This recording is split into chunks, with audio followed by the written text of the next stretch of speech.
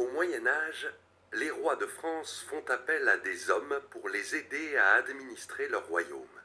Ce sont les comtes. Les comtes reçoivent des territoires, appelés fiefs, en échange de leur fidélité au roi. Le comte est le vassal du roi, et le roi son suzerain. À cette époque, le roi de France a de nombreux vassaux. Mais un comte ne peut pas administrer son fief tout seul. C'est trop compliqué.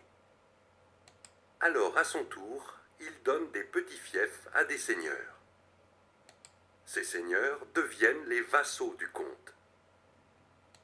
Lorsque le seigneur reçoit un fief, il reçoit également les habitants de ce territoire. Ce sont les serfs. La plupart des paysans de cette époque sont des serfs. Les serfs appartiennent au seigneur qui doit les protéger. En échange de cette protection, les serfs doivent faire des corvées, payer des taxes pour l'utilisation du moulin ou du four, et donner une partie de leur récolte. Leurs conditions de vie sont très difficiles. L'organisation de la société au Moyen Âge ressemble à une pyramide. C'est la société féodale. La société moyenâgeuse est très violente.